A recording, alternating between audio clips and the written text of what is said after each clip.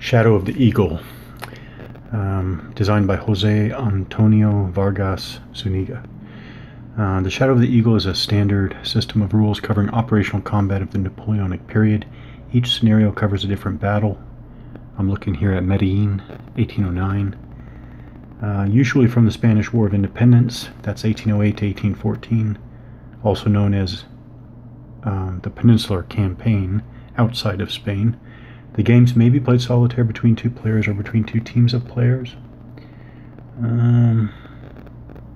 So again, Medellin, 1809, published in the Spanish War game magazine Alia, number 16 from 1993. So sequence of play. Step A, orders.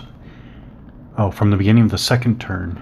I was wondering if because the Spanish start in Medellin here with they all have attack orders, which is fine, but I was wondering if you could change that or attempt to change that on the first turn, but no, beginning from the second turn, each player must announce any intentions to change orders for units subordinate to a general, then resolve according to the order's rules. Okay.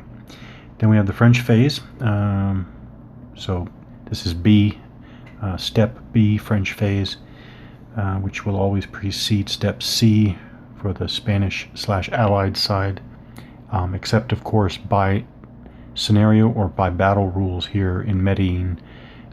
You start on turn 1, but you skip the French phase. You start with step C, the Spanish-Allied phase. But these player phases, French first, then Spanish-Allied, are exactly the same. So we have French movement. The French player moves his units according to the rules governing movement, stacking, command, and zones of control. Right away I noticed there's a separate table for movement allowances, and you have a column for French and you have a column for Spanish.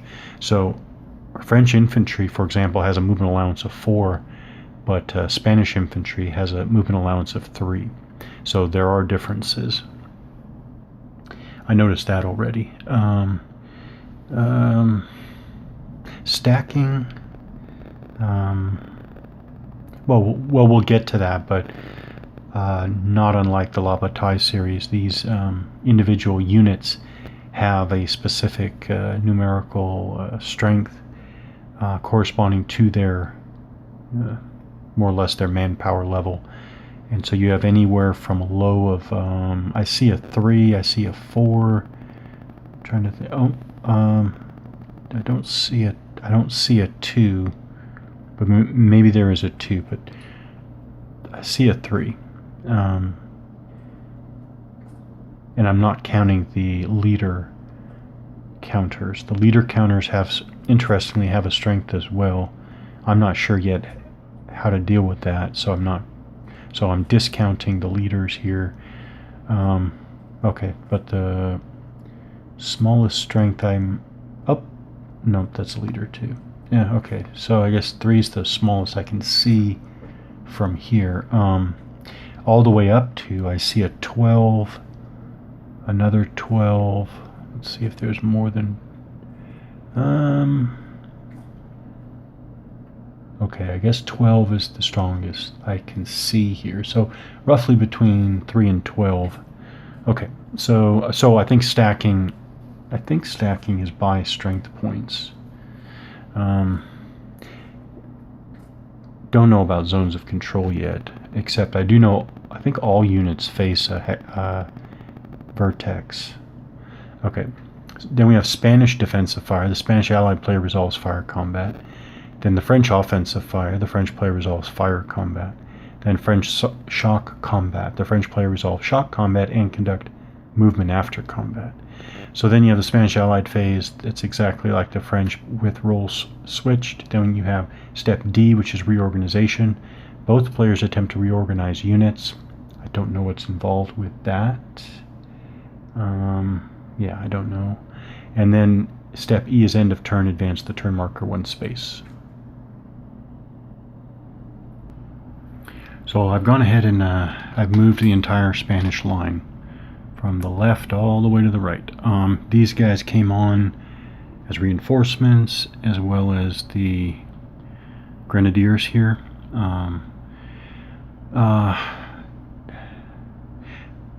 Movement is all very straightforward except for that table I mentioned. I'll go ahead. So I made photocopies of my own English translation for everything. So now I'm using this. So using my own photocopies of the English translation. So this is what I meant.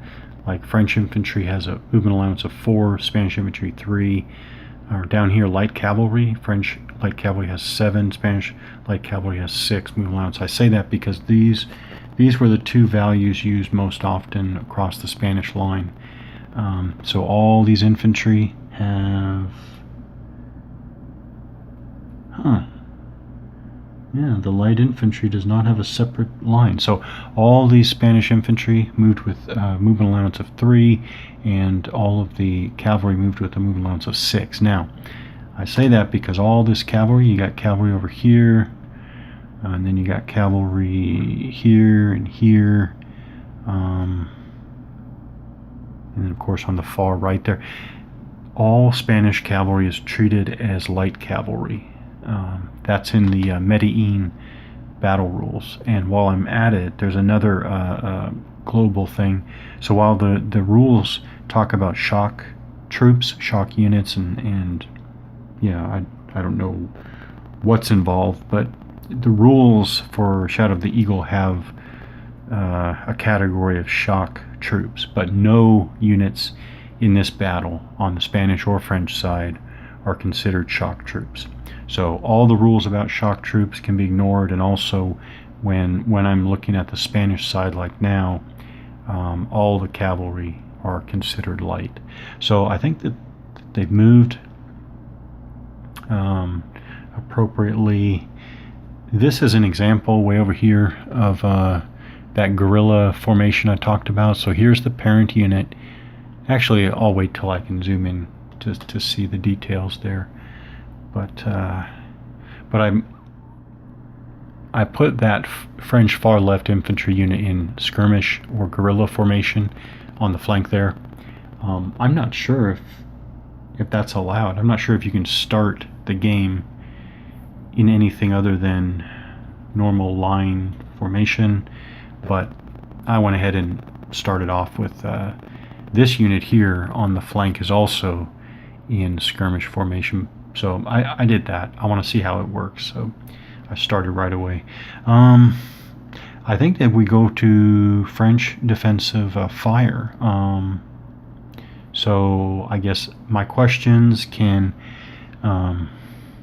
should the French cavalry here, should they fire? By the way, they're on the other side of a crest. I'm not sure that matters. I don't know if it does or it doesn't. This French medium cavalry is faced by, Spanish infantry has moved adjacent, which actually I probably should review zones of control and everything, but I would think that certainly but actually it's a question. Do the French artillery fire now?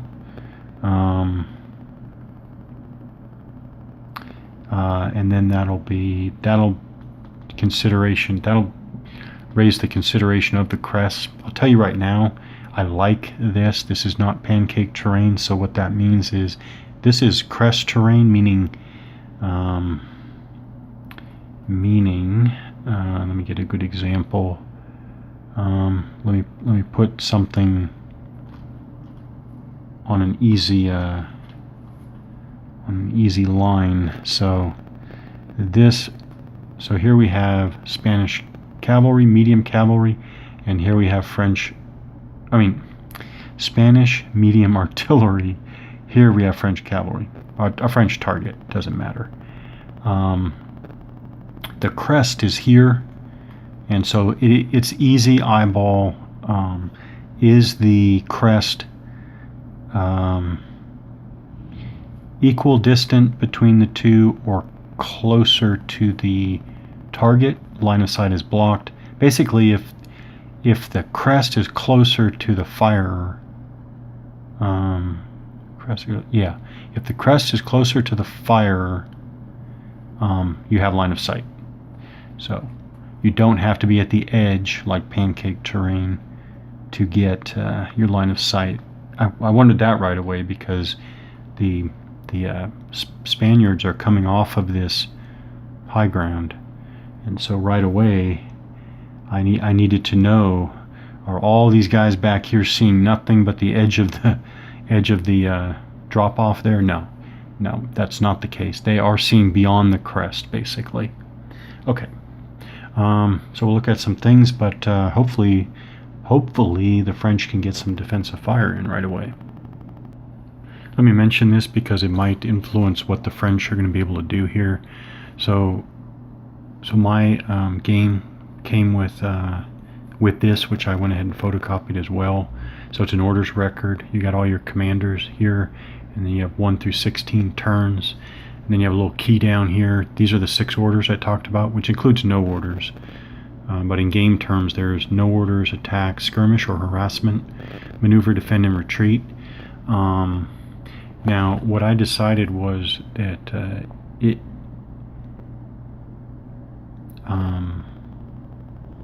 basically, before I even got to a copier to make a photocopy, it took me 2 minutes to do up a PDF of this. So I'm doing this on PDF on the computer to the side. So what's relevant here is that La Tour Marbourg, which is this French command here, has defend orders, and Lazal over here has defend orders. So the whole first or front French line has defend orders. So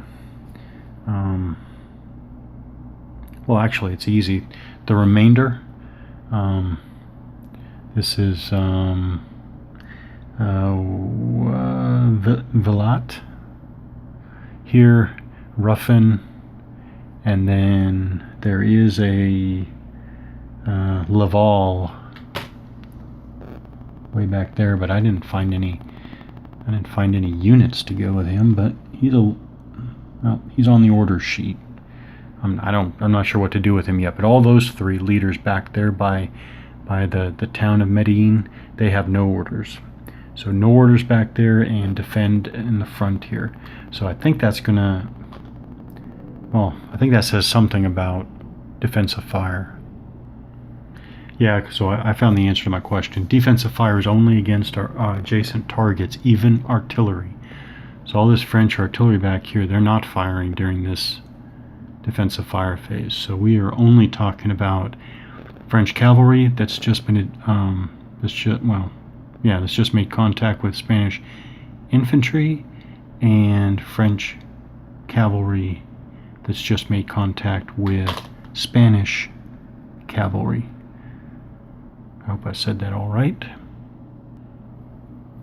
Okay, I'm in one of those situations where I don't see it spelled out anywhere, but it only talks about infantry and artillery firing, which makes me think that, being Napoleonic warfare at this scale and scope, maybe cavalry don't fire.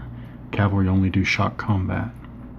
So I'm not going to have them fire, because I'm not sure that they can fire. So there is no French defensive fire. So now we go to Spanish offensive fire. Now we can get our artillery and infantry here to fire. So we have that fire, and then artillery. So let's actually do this one here first. Let me see if any of the modifiers apply. Defender and square. Oh, by the way, you can see the tiny lettering, but this is a 12 strength infantry unit. The game does have limits of the strength points that can fire out of a hex. So I'll double check that. That might be at the limit. But the modifiers that apply, this has a very basic points firing cross index with a modified die roll. So this is all very, very straightforward. I don't think it's all very straightforward. So defender and square, fire and flank, fire against guerrilla, against deployed artillery, light artillery, heavy artillery, morale A or B. That's funny. Is it the fire? It's the fire. Okay, so the morale of the infantry is E. So morale E or F is -1. So we have a -1 DRM. Let me double check some things and then we'll resolve this. Okay. Yeah. They rolled the best they could. They rolled a 6, -1 for morale E. So that's a 5, and 5 on the fire table is under 12 for the strength of the firing unit there. By the way, the limit I was thinking of was 18. A maximum of 18 combat points may attack across a single hex side. Alright, so we're at 12. 5 is a 1R. So result is 1R, so the French cavalry take a strength point loss, and they have to retreat 1 or 2 hexes. So they'll go 1 and 2.